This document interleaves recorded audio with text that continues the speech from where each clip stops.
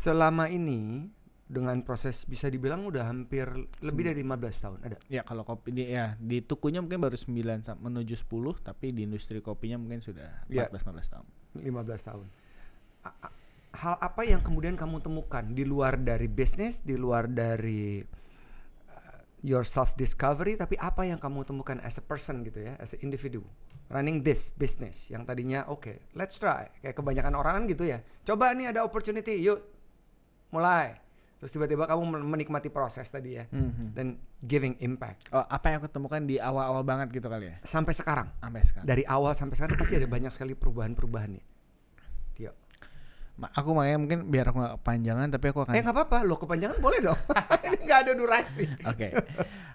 Tapi tadi aku pengen nunjukin, kadang kalau kita ngomong entrepreneur, kisahnya akan sangat heroik. Dia akan ngelakuin banyak hal, pengorbanan, sacrificing, dan bisalah jadi sesuatu gitu. To be honest, justru aku very very flat. Aku dari kecil, aku bungsu dari keluarga besar manapun. Aku tidak pernah dipancing untuk menjadi anak yang bisa kesini bisa kesitu. Aku selalu menolak ikut ekstrakurikuler, ikut les apa, aku enggak, karena aku minder. Enggak minder lah, enggak confidence aja. Ekstrakurikulerku PMR di sekolah SMP dan SMA, karena itu ekstrakurikuler yang paling enggak ngapa-ngapain, paling enggak ketemu orang. So aku very introvert seperti itu. Dan nyaman-nyaman saja. Menurut aku nyaman-nyaman ya. Aku being inferior. Tapi ya somehow juga kayak kok nggak bisa ya kayak dia pengen kan gitu-gitu. Sampailah masuk di momen kuliah swasta. Kebetulan kuliahnya juga sangat membangun soft skill, dan aku kayak mempertanyakan diriku, dan ini aku mau ngapain lagi.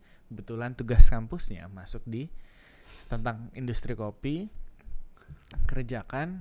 Baik lagi karena aku udah malas, jadi kemarin ada kesempatan aku jalanin terus.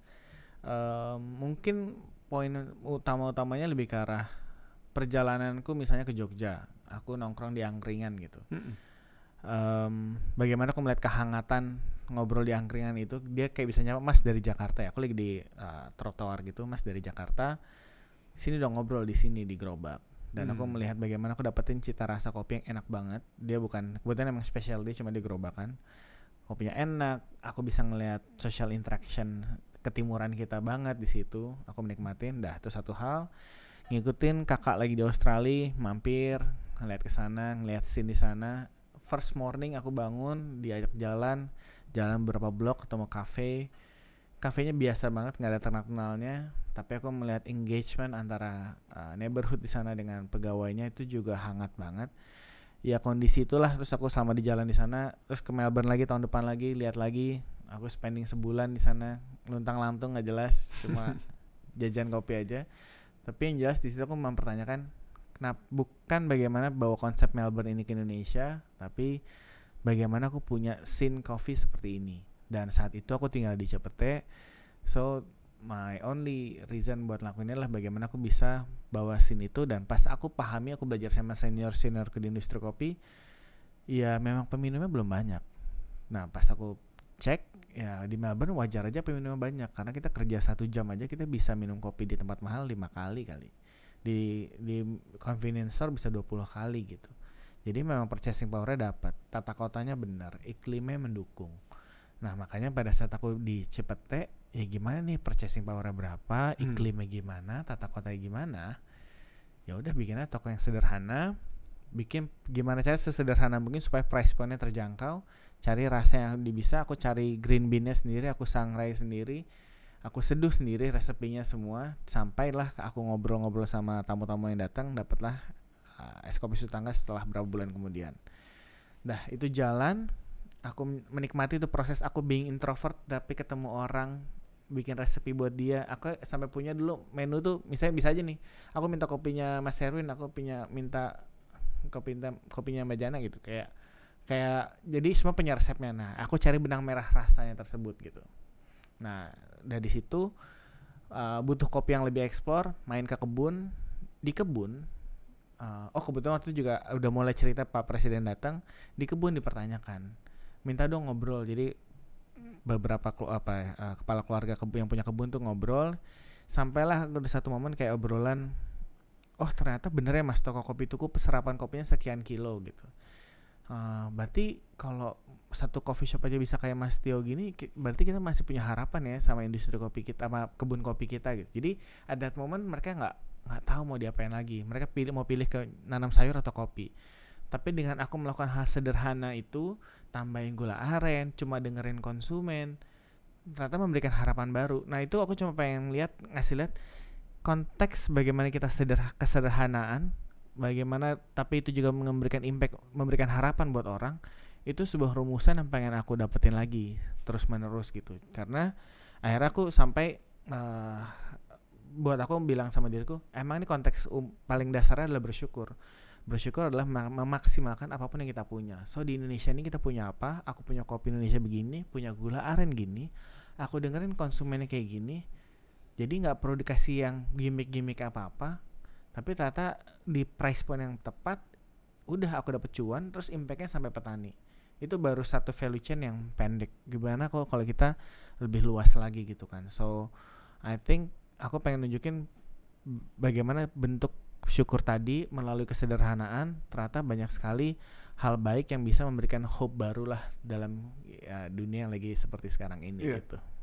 Thank you for sharing, Tio. Dan bagus sekali ceritanya, dari hal yang sangat sederhana, keakraban, kemudian juga finding purpose and chasing purpose, itu akan membantu kita untuk tetap hidup dan bersyukur menginjak bumi gitu ya, Tio. Saya jadi recall my memory back then, waktu itu 15-16 tahun yang lalu, saya datang ke Cipete, ke tempatmu. Terus saya begitu dengar cerita kamu, pengalaman kamu di Melbourne, saya jadi ingat bahwa memang hangat di tempat itu, akrab, ikrip kata anak zaman sekarang ya, kayak bener-bener sangat casual, cozy, homey. Dan waktu kamu akhirnya melakukan blind test ke saya, saya rasa nggak semua orang punya pengalaman yang sama ya, karena kan intentionnya pasti beda-beda. Kan waktu itu kan saya mau bikin cake shop gitu ya, terus saya bilang ke istri saya, kita nggak bisa nih cake-nya udah enak, harus kopinya yang enak, nggak bisa enggak, karena itu perfect pairing gitu, kuenya enak, kopinya juga enak, bertemulah dengan Tio gitu kan. Terus itu pertama kali kita ketemu ya, Tio ya.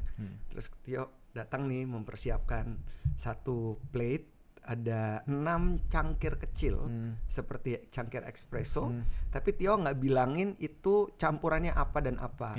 Dan kopi itu kan Arabica dan Robusta dan Liberica ya, walaupun Liberica sangat jarang gitu. Jadi kamu mix between Arabica dan Robusta, tapi kamu nggak bilang berapa persen. Terus saya gini, wah ini seru banget nih. Oke, satu keluar espresso, oke, zip, oke, kumur-kumur pakai air putih biar rasanya nggak tercampur. Coba lagi. Terus saya diminta oleh kamu untuk memilih dari 6 cangkir ini mana yang saya paling suka. Datanglah kemudian set berikutnya cappuccino, long black, and many more to come gitu. Terus saya pilih. Terus saya akhirnya memilih satu dari pilihan-pilihan itu.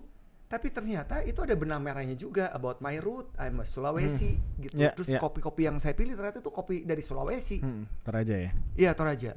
Apakah memang root ini menjadi preference yang besar, terutama ketika seseorang akan menikmati nikmatnya secangkir kopi? Secara fakta aku nggak tahu Mas, tapi buat aku pribadi aku percaya itu ya. Karena pada saat aku bikin es kopi susu tetangga, benchmarkingku adalah es caramel macchiato. So dan let's say secara data minuman itu sangat laku di sebuah chain dan juga di beberapa coffee shop lain. Berarti kan itu yang di-approve sama Urban Jakarta market, saat itu. Dan tapi aku merasakan tadi, tapi kalau aku mau besar, aku nggak bisa kopinya impor, apa-apanya impor. Aku harus make sure ini impact ke belakang. Dan makanya aku cari kopi yang tetap cocok, cari manisan apa yang Indonesia banget. Sampailah momen itu aku pulang sholat Jumat ngeliat tukang cendol lagi mau nuang si gula merahnya. Aku beli hari itu, tapi aku coba nggak enak. Akhirnya aku bikin gula aren sendiri lagi. Logiknya tetap sama, bagaimana kita bisa menggantikan karamel atau rasa manis, yang rasa manisnya ini hopefully kalau dia berangkat dari satu tanah yang sama, berarti kan ada sebuah chemistry di secara alam lah gitu kan ya. Iya. Saya hopefully kopi Indonesia dan gula aren dia sudah mixture yang baik. Dan juga pada saat aku kasih ke orang, mereka tidak membayangkan ini sebuah es caramel macchiato. Mungkin yes ini ada es kopi susu enak manisnya pas banget. Tak kenapa kok gue nyaman gitu. Nah nyaman di situ keyword yang sering dipakai di tuku di zaman dulu kata-kata nyaman. Ya mungkin ada rootnya juga gitu. Let's say paling gampang gak usah sampai ke daerahnya deh, ke root secara pribadi. Makanan kita aja tuh kan yang mengandung gula aren banyak sekali gitu kan. So buat aku bagaimana rasa nyaman, rasa comfort itu sangat impact terhadap lidah kita. Nah dari situ aku juga jadi bertanya-tanya. So what if kalau kita bisa menemukan sesuatu yang sangat menarik di luar sana sebagai sebuah tren, sebagai sebuah benchmarking, tapi kita twist dengan apapun yang kita punya di sini. Somehow jangan-jangan itu more than enough apa yang kita miliki sekarang. Tapi yang jelas memang kita inspired untuk yang seru di luar sana. Let's say aku es caramel macchiato aku dengan es kopi susu tetangga aku, kira-kira gitu.